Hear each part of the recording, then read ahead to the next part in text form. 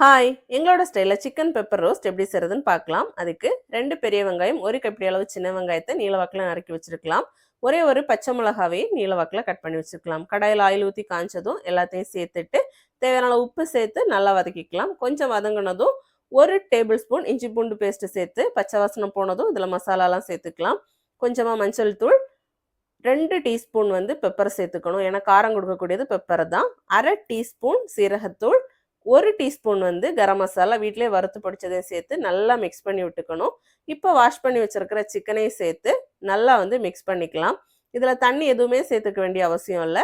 ஏன்னா சிக்கன்லேயே நிறைய தண்ணி விட்டு வரும். ஒரு மூடி போட்டு வச்சிட்டோம் அப்படின்னா 5 நிமிஷத்துலேயே அதுலேருந்து தண்ணி நிறைய விட்டு வந்திருக்கும். அந்த தண்ணியிலே சிக்கன் சூப்பராகவே வெந்துடும்.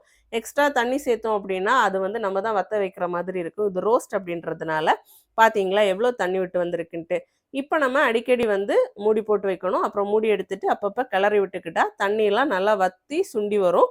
இந்த டைமில் காரம் அப்புறம் காரம் கரெக்டாக இருக்கா உப்பு கரெக்டாக இருக்கான்னு நம்ம சரி பார்த்துக்கலாம். தேவைன்னா கொஞ்சம் உப்பும் பெப்பர் இன்னும் காரம் வேணும்னா பெப்பரை சேர்த்துக்கலாம்.